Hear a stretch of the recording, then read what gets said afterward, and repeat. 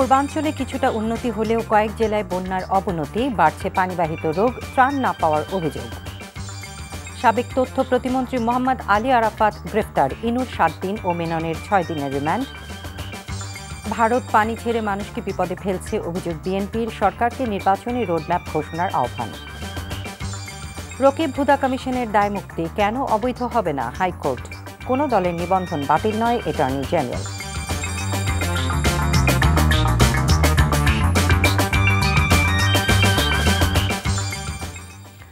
আসসালামু আলাইকুম, ফারহানা জামান টিউলিপ স্বাগত জানাচ্ছি এনটিভির সন্ধ্যার খবরে। গ্রাউন্ডসম্যান শিরোনাম দেখছিলেন, এবার নিয়ে যাচ্ছি পুরো খবরে।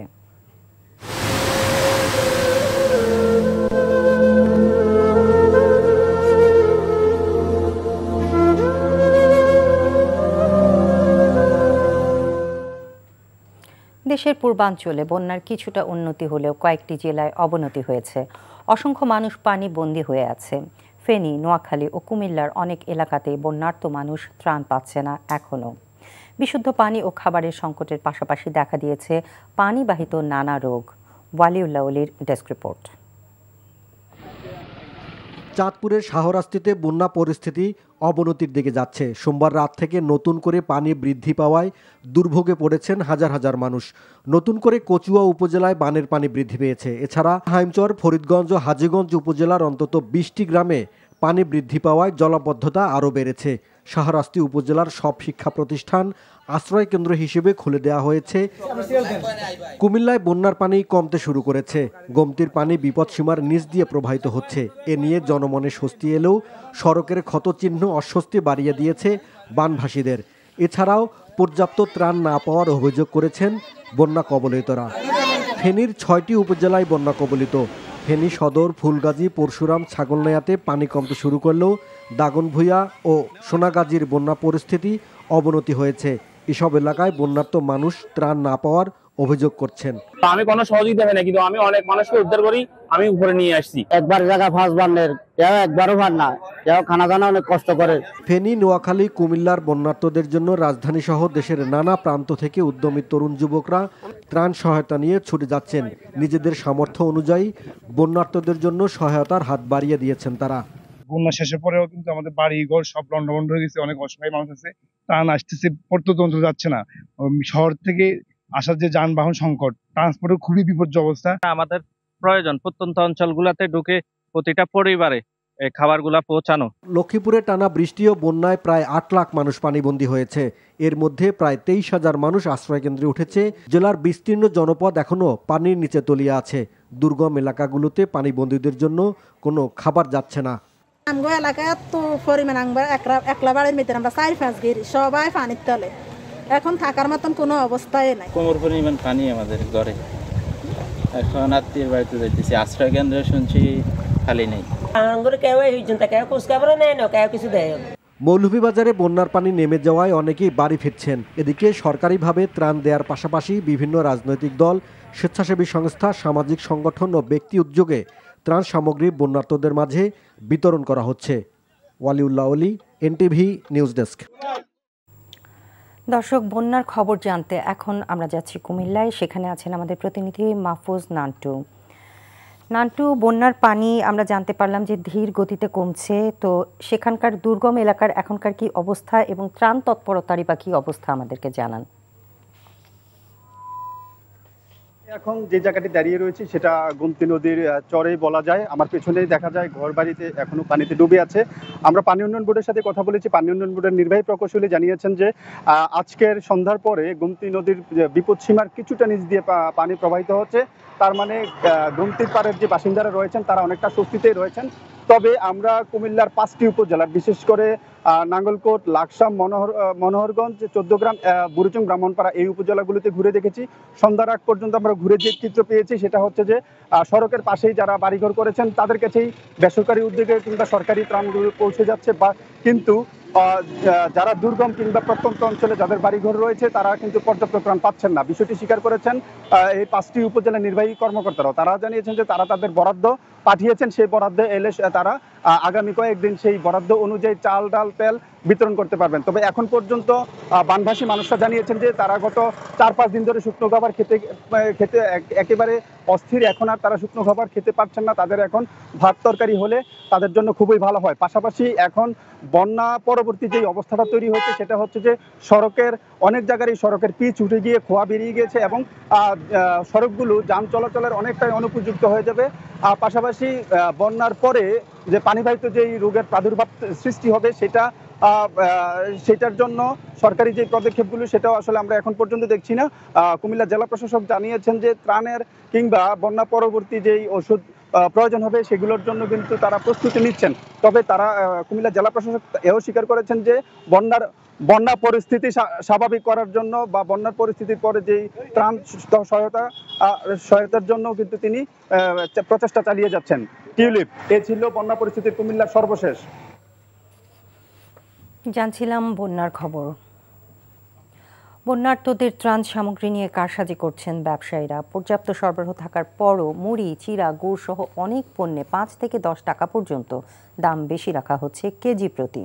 তৈরি করা হয়েছে কৃত্রিম সংকট, এমনটা জানিয়ে ভোক্তাদের সংগঠন ক্যাব বলছে আইনের যথাযথ প্রয়োগ না হলে শুধরাবেন না ব্যবসায়ীরা। মিসবাহ হাসানের রিপোর্ট।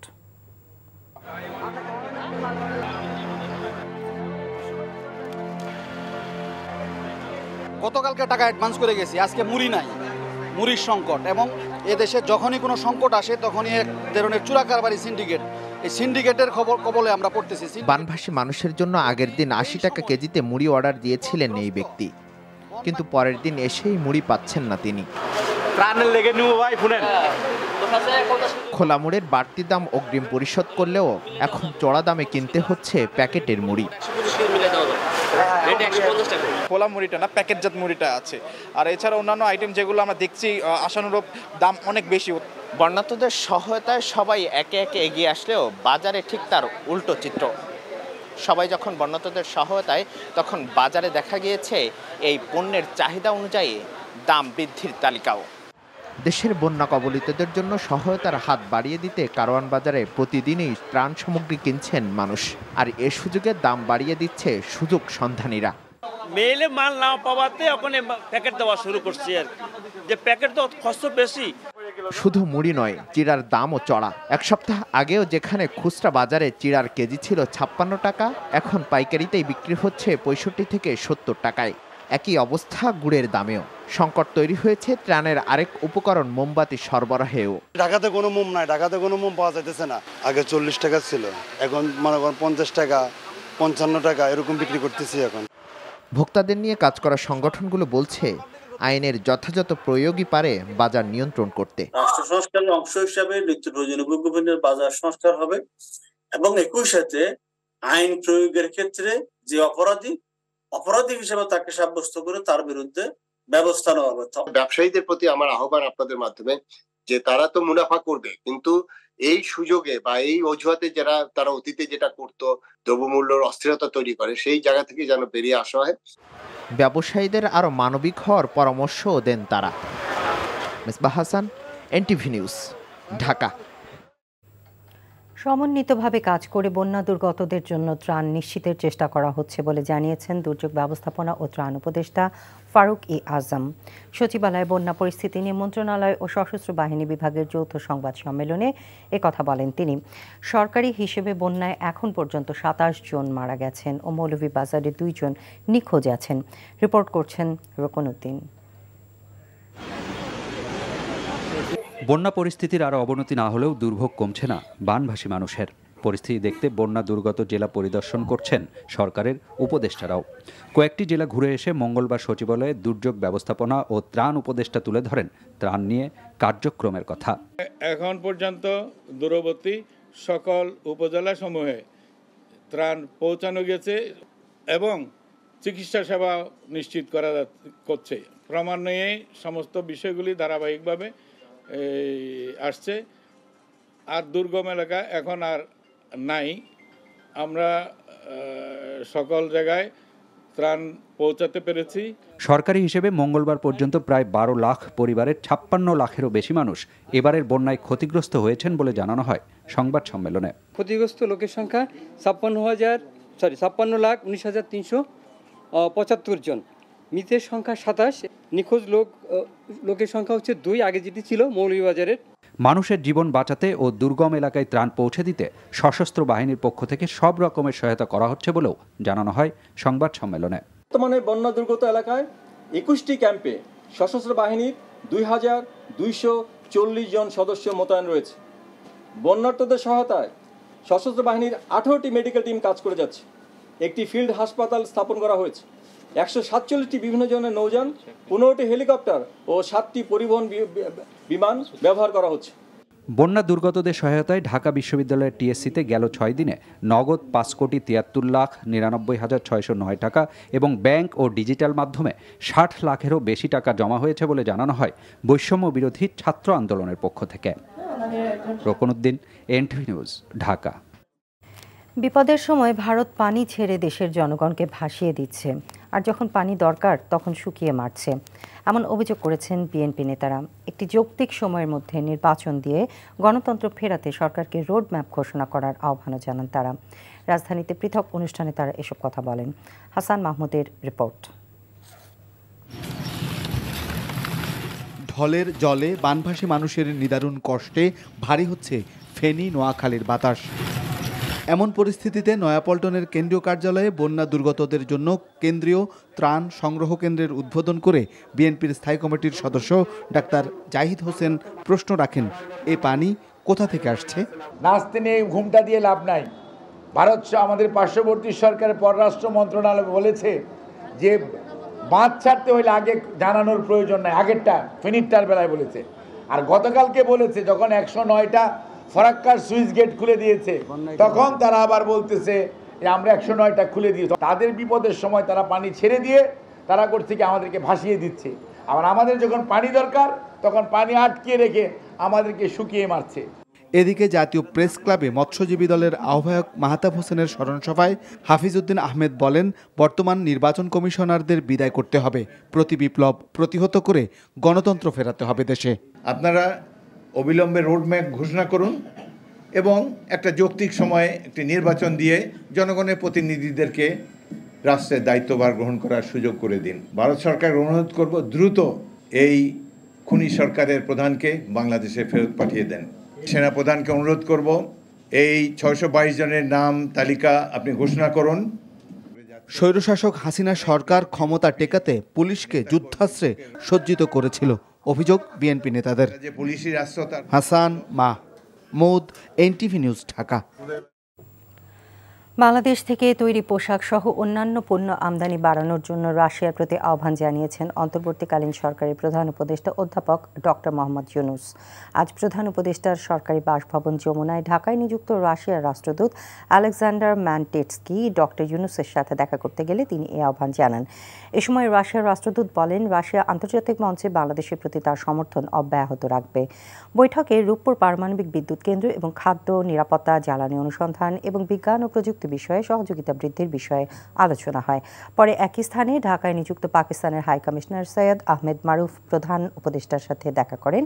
বাংলাদেশ ও পাকিস্তানের মধ্যে অর্থনৈতিক, বাণিজ্যিক ও জনগণের মাঝে যোগাযোগ বাড়ানোর উপর তারা দুজনই গুরুত্ব আরোপ করেন। সবশেষ ঢাকায় নিযুক্ত সৌদি আরবের রাষ্ট্রদূত ইসা ইউসুফ ইসা আল দুহাইলান প্রধান উপদেষ্টার সাথে তার সরকারি বাসভবন যমুনায় সৌজন্য সাক্ষাৎ করেন। এ সময় তারা দুই দেশের ঐতিহাসিক সম্পর্ক আরও জোরদার করার বিষয়ে একমত পোষণ করেন।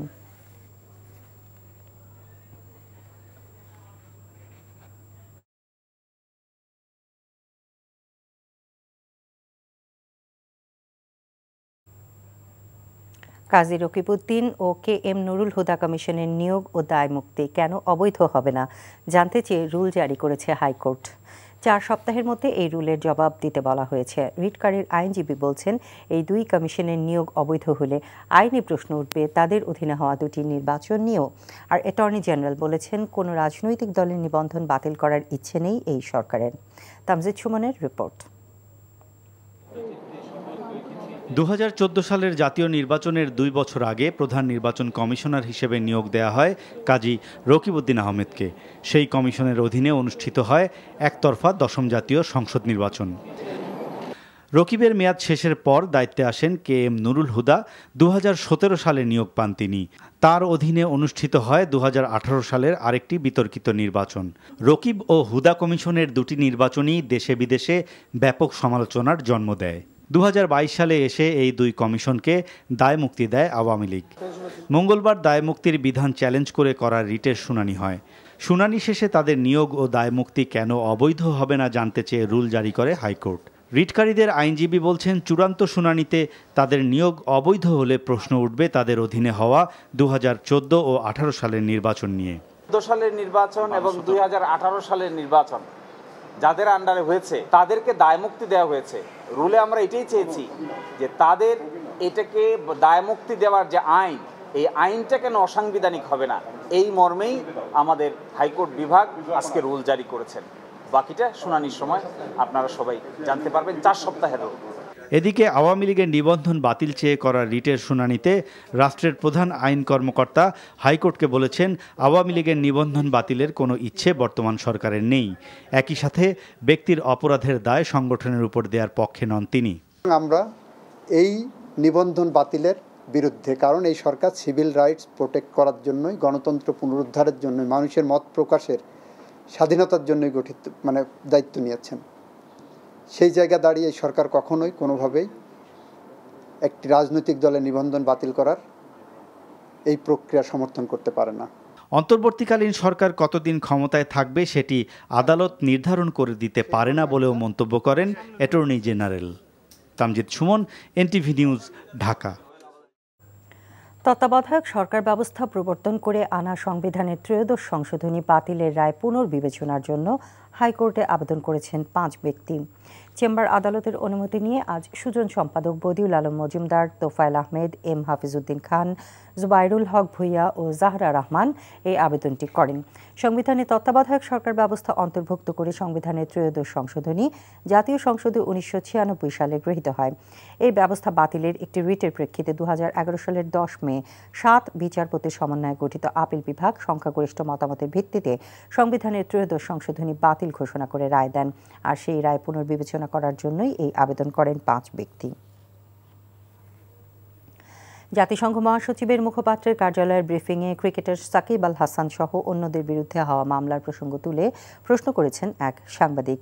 প্রশ্নের জবাবে জাতিসংঘ মহাসচিবের মুখপাত্র স্টিফেন ডুজারিক বলেছেন, তাদের কোনো সন্দেহ নেই যে বাংলাদেশের অন্তর্বর্তী কর্তৃপক্ষ, যারা রাজনৈতিক ও মানবিক দিক দিয়ে দেশটির জন্য অত্যন্ত চ্যালেঞ্জিং একটি সময়ে দায়িত্ব গ্রহণ করেছে, তারা আইনের শাসন ও ন্যায় বিচার নিশ্চিতে যা করা যায় তা করবে।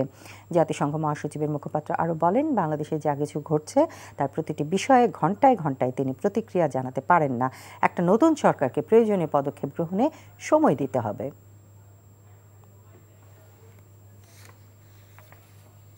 এনটিভির চেয়ারম্যান হিসেবে মোহাম্মদ মোসাদ্দেক আলী এবং ব্যবস্থাপনা পরিচালক হিসেবে আশফাক উদ্দিন আহমেদ নির্বাচিত হয়েছেন। আজ এনটিভি কার্যালয়ে অনুষ্ঠিত বোর্ড মিটিংয়ে বোর্ড অফ ডিরেক্টরসরা সর্বসম্মতভাবে এই সিদ্ধান্ত নেন। মোহাম্মদ মোসাদ্দেক আলী এর আগে প্রতিষ্ঠানের চেয়ারম্যান ও ব্যবস্থাপনা পরিচালক হিসেবে দায়িত্ব পালন করছিলেন। দীর্ঘ 7.5 বছর পর দেশে ফেরার পর সরাসরি এনটিভির পরিচালনা পর্ষদের বৈঠক অনুষ্ঠিত হল মোহাম্মদ মোসাদ্দেক আলীর সভাপতিত্বে।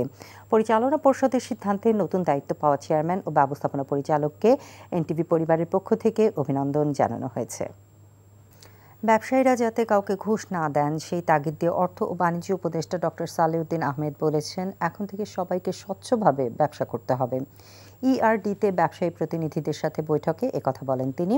আর ব্যবসায়ী নেতারা বিদেশি ক্রেতাদের আস্থা ফেরাতে কারখানার নিরাপত্তা নিশ্চিতের তাগিদ দেন। এর আগে অর্থ উপদেষ্টার সাথে সাক্ষাতে ঢাকায় নিযুক্ত যুক্তরাজ্যের high commissioner Sarah Cooke NBR এবং পুঁজিবাজার সংস্কারের তাগিদ দেন। হাসানুল শাওনের রিপোর্ট। অর্থনৈতিক সম্পর্ক বিভাগে অর্থ ও বাণিজ্য উপদেষ্টার সাথে বৈঠকে ব্যবসায়ী নেতারা দেশের আইন শৃঙ্খলা পরিস্থিতি উন্নয়নের তাগিদ দেন।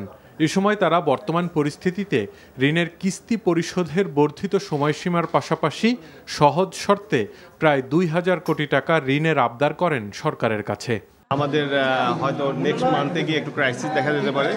একটা সফট লোনের রিকোয়েস্ট করেছি, যেটা আমরা লোন উইথ ইন্টারেস্ট আমরা পে ব্যাক করে দিব। 6টা ব্র্যান্ডের লোক ছিলেন, তো বায়ারদের মধ্যে যেটা একটু আস্থার অভাব ছিল এবং অ্যাডভাইজার মহোদয় তাদেরকে সেটা আশ্বস্ত করেছেন যে কনফিডেন্স লেভেলটা যাতে গ্রো করে। যে আইন শৃঙ্খলা যত দ্রুত সম্ভব ইমপ্রুভ করা, প্রচুর চাঁদাবাজি হচ্ছে, সেই চাঁদাবাজিগুলো আমরা কনসার্ন এনেছি। ব্যবসায়ীদের এসব প্রত্যাশা পূরণের চেষ্টা করা হবে বলে জানান অর্থ উপদেষ্টা। এলসি তাড়াতাড়ি ইস্যু করা, জিনিসপত্র আটকে না থাকে পোর্টে, এয়ারপোর্টে, এগুলি করতে পারে ব্যবসা করার জন্য যারা সব। তবে আমি বলেছি এদেরকে প্লিজ আপনারা ব্যবসা করবেন ট্রান্সপারেন্ট, সৎ হিসেবে, আন্ডার দ্য টেবল, কোনো ট্রানজ্যাকশন না। এর আগে ডক্টর সালেউদ্দিনের সাথে বৈঠক করেন বাংলাদেশে নিযুক্ত যুক্তরাজ্যের হাই কমিশনার, যাতে আলোচনা হয় আর্থিক খাতের সংস্কার এবং বিনিয়োগের পরিবেশ নিশ্চিত করার বিষয়ে। আমরা অর্থনৈতিক সংস্কারগুলোতে গুরুত্ব দিচ্ছি, একই সাথে বাণিজ্য এবং বিনিয়োগ বৃদ্ধির উপায় নিয়ে আলোচনা হয়েছে। They are willing to help us on reforms. Those are very immediate concern for us also, because unless we do these reforms, আমাদের জন্য ডিফিকাল্ট হবে। এছাড়া বিদেশ থেকে পাচার হওয়া অর্থ ফেরত আনতে বিভিন্ন দেশের সহযোগিতা চাওয়া হবে বলেও জানান অর্থ উপদেষ্টা। Hasanul Shaon, NTV news, Dhaka.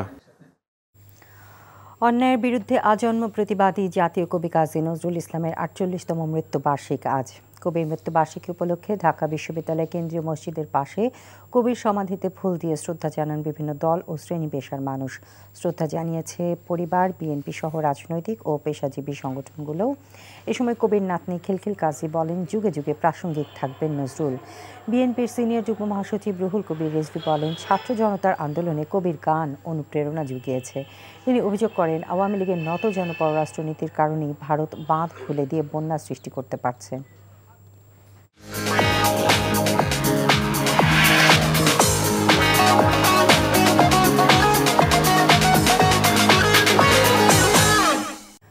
নগদ নিবেদিত অর্থনীতির খবর।